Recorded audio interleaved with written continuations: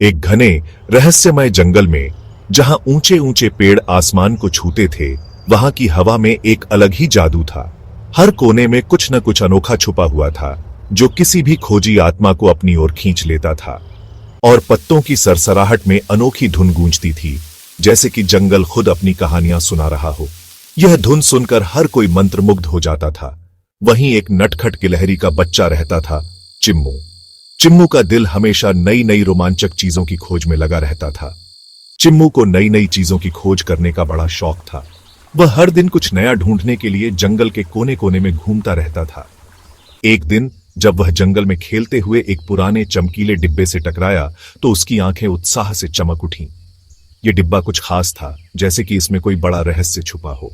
डिब्बा दिखने में अजीब था। उस पर रहस्यमय चिन्ह खुदे हुए थे। ये चिन्ह किसी प्राचीन भाषा के प्रतीत होते थे, जो चिम्मू ने पहले कभी नहीं देखे थे। चिम्मू ने हिम्मत जुटाकर उसका ढक्कन खोला।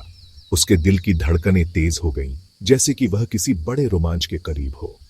अचानक एक चमकीली रोशनी फूटी और डिब्बे की स्क्रीन पर जंगल एडवेंचर गेम लिखा हुआ दिखाई दिया। चिम्मू की आंखें और भी बड़ी हो गईं, जैसे कि उसने कोई खजाना पा लिया हो। जैसे ही चिम्मू ने लाल बटन दबाया, एक जोरदार आवाज आई, तैयार हो जाओ खिलाड़ी, अगर हिम्मत है तो यह गेम जीत कर दिखाओ। चिम्मू ने खुद को तैयार किया और गेम की चुनौती को स्वीकार किया। अचानक चिम्मू खुद को एक अनोखी दुनिया में पाया, जहां पेड़ बोल सकते थे। ये पेड़ चिम्मू को रास्ता दिखाने और उसे सलाह देने के लिए तैयार थे। नदी में चॉकलेट बहती थी, जो किसी भी बच्चे का सपना हो सकता था। चिम्मू ने चॉकलेट की नदी को पार करने का मजा लिया और हर कोने पर खतरे छिपे। ये खतरे चिम्मू की परीक्षा थी।